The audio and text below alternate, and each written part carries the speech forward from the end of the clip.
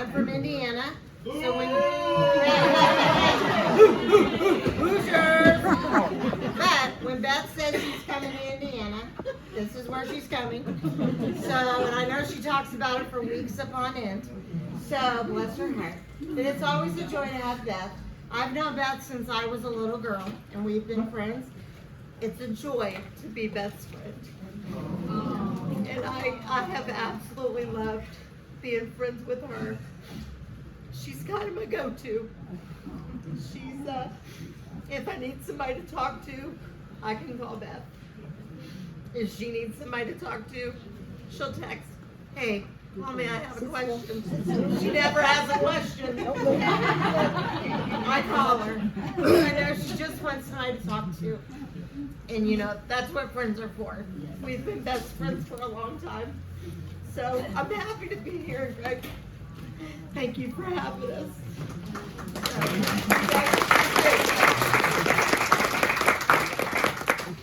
Anybody else?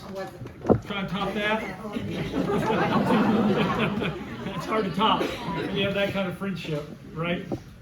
Okay, well, I know we've got a few others that told me they'd be a little late, so I'll try to delay a little bit, some friends.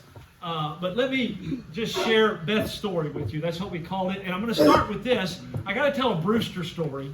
Just so, right. So, it wouldn't, because he always does this to whoever he's talking about. So, Brewster, I've known Brewster since 1979. He was actually an intern, and then he became the youth minister at Southland, and I was a freshman in college here. And then a few years later, my wife was in his youth group. And then a few years later, we went on a mission trip with Brewster to India. My wife and I and about 4 or 5 other people. And we got back, and Brewster, we all stood up on the stage at Southland, and Brewster started to introduce everybody. And as it was his way, he would tell a little something about it. He got to my wife and said, we were just dating at the time. We hadn't even gotten engaged yet. I thought he might be trying to blow that up, but whatever. He said, and this is Amy Haid, and we just want to know if you got your hair from your mom's side, your dad's side, or peroxide. There were 3,000 people in Southland that day. My wife, she swallowed her tongue, or he would have got a tongue lashing. But anyway, Brewster, thank you. Thank you for doing this in heaven. Now, I'll tell you, I love him. I love him. He's great. He's touched so many lives. I'll tell you another story that led up to this. About September, was that about right when you contacted me? That said, when are you going to come tell my story at the coffee house? I said, Beth, I don't know anything about this.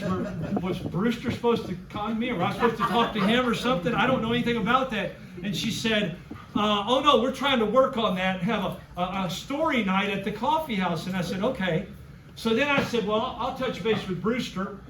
I talked to Brewster, and I could kind of tell that Beth Williams had enough Peggy Williams in her, that's her mom, that when she had an idea in her mind, she was either going to do it or be told no.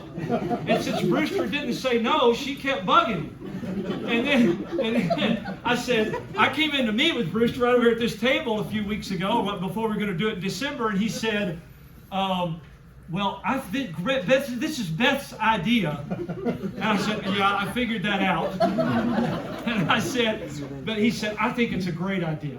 And I said, well, here's what I was thinking. And I said, I didn't know for sure, but I thought it was. But I said, I think that it's a great idea. And he said, I'd like to get any and all of our VIPs to do this in some way. So maybe this is an inaugural one. We start with it. And we have several others, because I know we got several of you here. My buddy Josh, he's over here. He called me Greg today instead of Coach. That's the first time he's called me Greg. Yeah, Coach, there you go. That's it. But I've known Joshy for years. I coached his brother several years ago, along with my sons. And it's great to see everybody here, family and friends.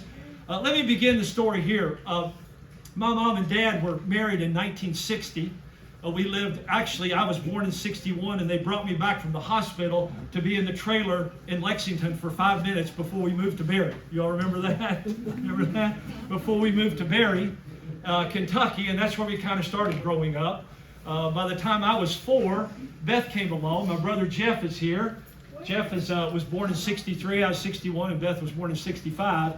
And I don't know about you all, but I found over the years, my mom used to tell me this, I found over the years that when a parent says something about their child, doctors ought to listen. Because, is that right, Tammy? Because my mom kept going to the doctors and saying, that's not coming along the way. Now, Jeff and I were very advanced. So you have to remember that.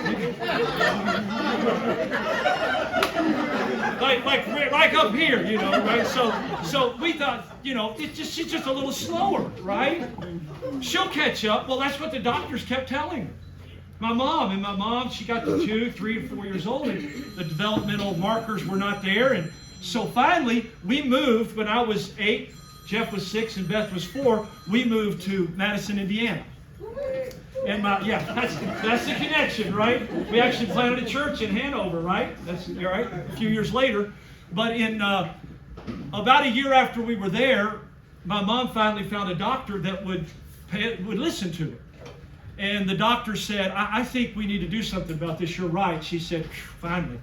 So, with the help of March of Dimes, my parents got Beth to Philadelphia, and she had a brain surgery. She only had 2 of them. And it's very interesting. I'm going to give you a few, not real doctor, but somewhat technical details here. But what they did was they went in and took a sliver of her brain from the back to the front. They did it twice, a small sliver out so they could examine it. This was 1970. And they took it, or 71.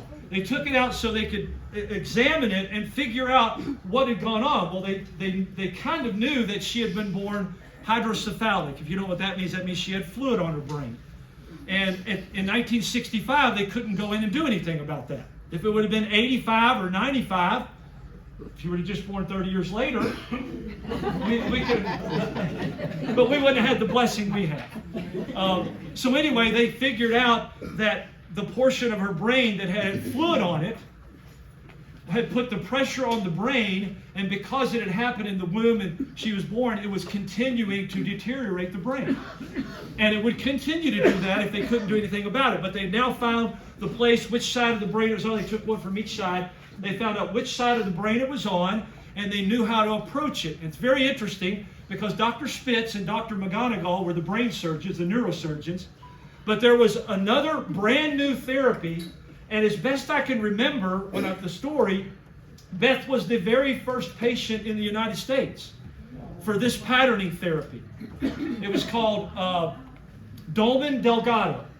And about 10 years ago or 15 years ago, I'm walking through I forget where it was, but I looked over and it was either on Newsweek or Time, and they were literally doing, the feature article was on the Dolman Delgado patterning therapy, which Beth had done years later, years before. 1971 is when she started. So here's where it gets really interesting, because and I'll say this because I love my parents dearly, but this was hard on my parents. 2 really advanced boys, okay, and then a young daughter that wasn't advancing quite as quickly, okay? Now that puts a lot of pressure on you as parents. My dad was working, he was a computer programmer initially, gave all that up to be a farmer, which he loved, by the way. Financial security. Huh? For the financial security. Yes, exactly. Right. That's right. Is that right, Dennis? Roger, is that right? For the financial security, right? Went back to the farm. So anyway, we came back to help my parents and grandparents take care of the farm. And that was 4 years into this. She started in 71. We came back in 75. But at the right before that, before she went to the neurosurgeons and the therapist, my dad left for a while. So for about 6 months, my mom was taking care of 2 advanced boys and our wonderful sister, right? My dad came back, and that's another whole story. It was wonderful, and we were so blessed. And most of you know they passed away in the last few years. My dad just last March. But in 71, we then started the therapy. Now here's what the therapy consists of. This is where the story gets really interesting. Beth would have to go for 6 hours a day, for 45 minutes on the hour, and she'd get a 15-minute break. But my dad made a thing they called a patterning table, which was probably about like that table right there, except it was about 1.5 feet higher. And Beth would have to get up on that table, and the patterning, the therapy, was done so that it would take her back to her infancy, because she'd never really developed properly. That was the problem. And it would take her back, and so that was called a therapy table, and we'd have one person on her head, and one person on her right side, and one person on her left side. And they would have to move like she was creeping. And they'd have to do it in the sink for 15 minutes. There was 3 at a time. My mom organized over 120 volunteers a week for 6 days a week for 6 years. That was in our home. She did that. And they had volunteers. They had, some people would do it for 2 or 3 hours at a time and stay in the house with us and watch Beth. Others would come for the 15 minutes and go. She had a substitute list, and if you didn't, you couldn't make it, if at all possible, would you try and find a substitute and send them? And that worked for 6 years. 6 days a week. Sundays we were off. They honored the Sabbath, right? So we were off on Sundays, but 6 days a week they would come in for 6 hours and do that for 15 minutes. When we got done with that, my dad made what we called a crawl box. It was actually a creep box. And it was about 1 foot high, and it had carpet in it, not real soft carpet, and it had a rope that would go across the top of it. It wasn't very soft, was it, Beth? No. We'll get to that. I'll tell you why I say that in a minute. But it would have string that would go across the top of it so she couldn't lift up. It wasn't hard. It was just something that would keep her down. She had to stay down. And it was about 6 or 7 feet long. And for the next 5 minutes, she would have to crawl through, turn around, and come back. Turn around and come back for 5 minutes each hour. And then when she got done with that, she had to crawl on hardwood floors.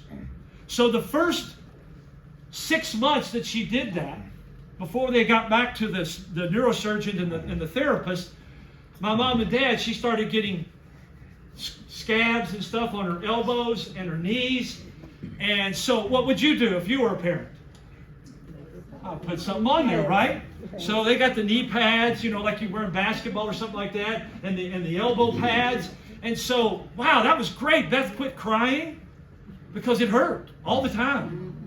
And she quit crying. That lasted for about 4 months. They went back to the doctors in Philadelphia, and they said the first thing they did was they looked, why is there not scars and scabs there? And they said, because after the first couple of months, we couldn't make her do it while she was crying so badly. She said, if you don't, she will not live past 20. She was supposed to be a vegetable by 13, as we used to call that, and dead before she was 20. And they said, if you don't do that, because as we know now a lot more about physical therapy and everything, it's the stimulation, the physical stimulation and what you're doing that often rewires and redirects the brain. And so when she would crawl through that, she had to feel the sensation on her knees and on her elbows in particular. So she had to go back after that got better for 4 months and take those off, and then she continued for 5.5 years doing that every day, 6 times a day. She'd get done, and then they would have some puzzles. They would have some word games and some other things that she would have to do. And when we started that, I was 10. Jeff was 8.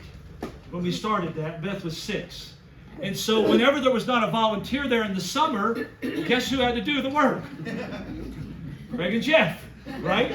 So that was part of our fun as children, 10 and 8-year-old boys, right? Huh? That's a good thing you're so advanced. Yeah, exactly. Thank you, Harrison. Right. And we handled it like mature young men. Yeah, we did. Most of the time we did. Sometimes that's one of my sons over there. So he's just encouraging me. Yeah, so we would have to do that as well. And as I said, this went on for 6 years, 120 volunteers every week with several of them. Did you all ever get in on that? No. We met them after. You after yeah. Police story.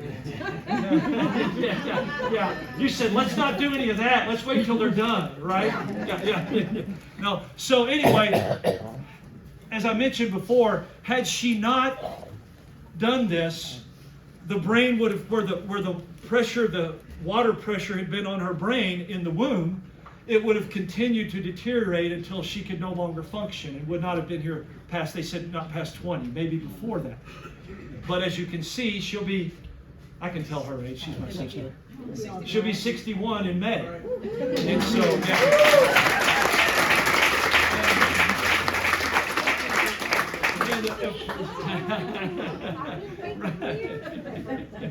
So the other thing that's so interesting is I've told her story in other ways to other people because it's a fascinating story.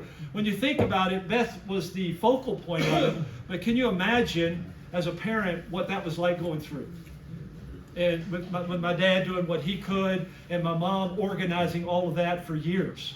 And so I've said this to many people, that Beth, and you have to admit this, I said this with my dad when all three of us, when my brother came back from California, Beth and I had been taking care of my dad in his home, and then Jeff came back and really stepped in and helped a lot. But I think, especially as believers, we have to understand this. Taking care of my dad was one of the most difficult physical, mental, and emotional burdens that I've ever had to deal with. But spiritually, we chose to count it a joy. And I can tell you by the time he passed, because we did it for about 4 years, by the time he passed, Janet, you know what this was like, right? You know what this is like. You know what it's like with your brother. And so by the time he passed, I would choose that joy every day that I went. And in the last 6 to 8 months while he was still living, it literally became an emotion. I look forward to it. I wanted to be there and doing it.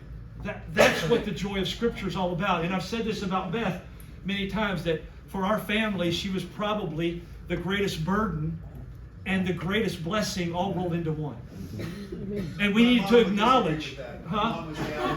Well, yeah, that's right. Our parents would say Jeff was the biggest blessing. But seriously, it taught us a lot. Not just in the burden, but the blessing of being able to endure that, to enjoy that, to care for her and to see that. And she's been wonderful as a sister, Tina. You can call her friend, but I get to call her sister. Yeah, Jeff and I do, right? So we appreciate that. And literally, I can tell you on after that, she got her certificate after high school. I can tell you this, Jeff was an all-state football player. I was a basketball player. Nobody bothered Beth at Harrison County High School. Okay? They knew better than to bother Beth, because not only that, but our assistant coach, both in football and basketball, was the at that time called the special ed teacher, Billy B. Nichols, right? And nobody bothered Beth, because if they got past Jeff and I, they had to answer to that guy, and he was a big dude. Played football in college, and so it also taught me, I know it taught Jeff as well, but it also taught us a lot about what that kind of care and compassion really is. You know, according to God's Word, compassion is not compassion just in feelings only. It has to align with God's truth, or it becomes false compassion. And we learned what that kind of true compassion was by being able to work with and fill in for those patterners, that's what they were called, that couldn't make it. And to see her through all these things, she went and got her a certification from Eastern Kentucky Rehab Vocational Center a year out of high school. And then after several years out on her own, she came back and stayed with my parents. And that was I can tell you this, my mom and dad said many times over that was such a tremendous blessing to have her in the home with them as they aged and got older. I'm not aging, they did. But seriously, all of those things to say, what you see before you today in Beth is truly a scientific endeavor, but I also choose to call it a miracle. Because she's been such a tremendous blessing in our lives. And as you heard Tina say, and I'm sure many others could get up here and say, I'd say Shanna could say that as well. They've been great friends for a long time. And and get on each other's nerves occasionally. I knew I'd get one of those. I knew I'd get one of those. Your fault. You better stop it now. That's okay. It's great. Love it. Love it. Yeah. So anyway, if you have questions or anything like that, I didn't want to take the whole night to do this. I just wanted to share that since Beth asked me to honor her, and as my prayer was to honor and glorify the Lord. Amen. So I hope that you were encouraged or touched in some way by that and by Beth. And if you want to know more, we'll certainly answer some questions until Brewster kicks us out. Okay. Yeah. Tammy? And I just want to say thank you, Beth, because the groundbreaking research that was being done of using usage was modified so that Joshua benefited from it too. Yeah. And so his was more like sliding on the carpet like this. We were forcing him to go through tunnels or anything like that. Yeah. But it was the same research that you were doing. That's what she had to do through that box. She literally had to creep and then crawl, and it was not fun. Yeah. But it was worth it. It was certainly worth it. But it was Yeah. nothing like that. We had so many family and friends that supported us. We moved back to Harrison County on the farm, and people in the churches and family that would come in and help and support and help us continue that. My mom had to deal with my brother with cancer at that time when I was diagnosed with a lot of challenges too. Yeah. So she can relate to all of that Yeah. on how hard it is to Yeah. do with that, with a kid with cancer and then Oh, having yeah. another kid with challenges, and then 2 years later losing a kid to cancer and then having the kid diagnosed with diabetes. Wow. See, there's another story tonight right there. Right? You got plenty of them, right? The great story. Now, our parents were really lucky because we were advanced. Yeah. So you got to remember that. But I understand what you're saying. Highly. Yeah, right. Yeah. So Greg, also, the timing is great. So even the party, during the bad weather, it wasn't supposed to. No, that's right. You know what I mean? But so since then, this weekend, we started announcing on Facebook that McLeod's Coffee House and BCTC, Newtown Pike, we're doing a partnership. Oh, really? So in the fall, any VIP behind the counter or in front of the counter, take a class at BCTC, we've got a scholarship. There you go. That's great. So That's awesome. awesome. There's a variety of things they can do there, right? A variety of things they can do. Lots of subjects they can take, and they can take audit or credit. But the cool thing is that Beth has been here from the very beginning, this coffee house, and you can count on her. She's present. You know what I mean? She doesn't want to move up or down, or she put her in front of that dishwasher. She had a great teacher in our mom. Well, the joy of the Lord is her strength. You know what I mean? And so that's a compliment to her legacy of mom and dad. You can't not know Beth and smile. You can't not know Beth and smile. That's true. She's wonderful. And that can be said of probably everybody in here, but I have to say that especially about her. I got to enjoy getting to know her on a girls' trip. Oh, did you really? Did she? Yeah. Okay. Which one was that? Gatlinburg? Okay. That was my first time actually going on a girls' trip. Yeah. I loved it. That's awesome. Well, Beth wasn't her first because of those ladies there, so.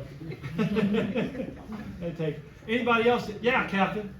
Well, I used to live at the Bob Brown house, and when I was living at Bob Brown house at the time, Brewster asked me one day to come to get a work here. I said okay, and then because I come a lot here, and then when I went back home because Beth was there, I said Beth, guess where I'm gonna work at? And she said where? And she says, I said I'm working at McLeod's Coffee House. And then I knew that me working here and me living there, we were never gonna break, but that's just a joke.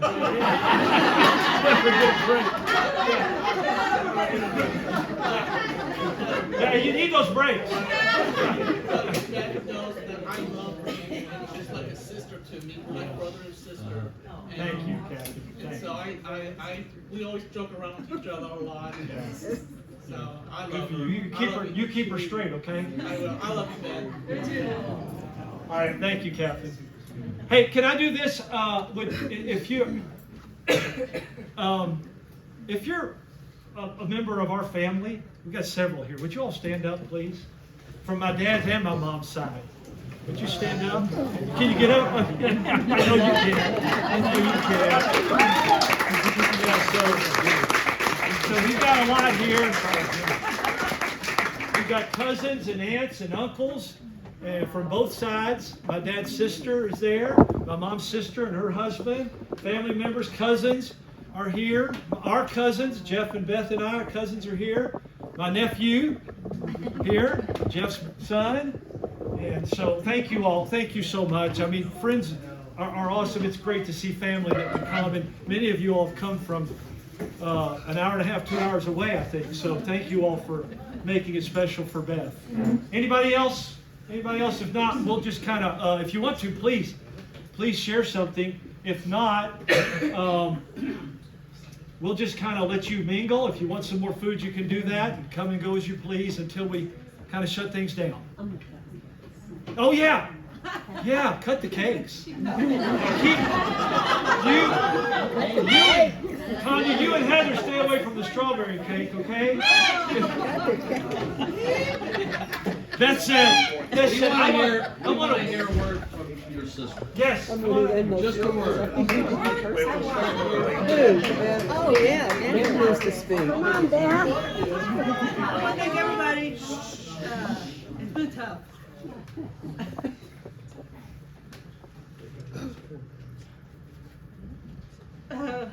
Just this morning, I was just a song that Tanya was going to ask her to sing with me tonight, but Great is Thy Faithfulness. But I can't do it unless she would do it, but nobody's here to play we haven't got a keyboard, or do we have a keyboard? I want to hear you sing. Come on. Just sing without it. What? Sing without it. Can you do it a cappella? We'll get Heather to stand up. You want to, we'll hit it from both sides? Okay.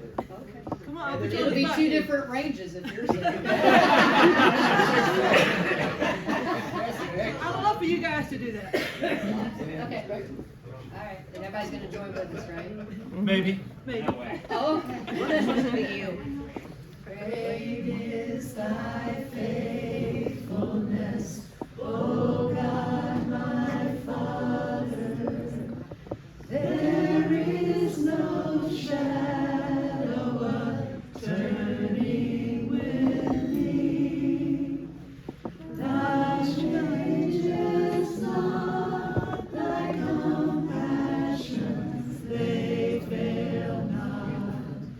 As thou hast been, thou forever will be. Great is thy faithfulness. Great is thy faithfulness. Morning by morning, new mercies I see. All I have needed, thy hand has provided. Great is thy faithfulness, Lord, unto me.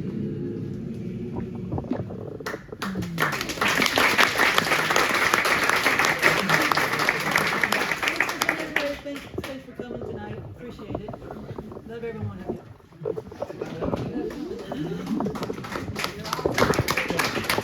Beth wanted white cake and German chocolate cake, and we found out so many more were coming. We added a strawberry cake, and then I found out that Tanya and Heather said, "Hey, we'll help you cut the strawberry cake." So that's why I said I taste it. oh, you would taste it. Oh, okay. Yeah, that's better.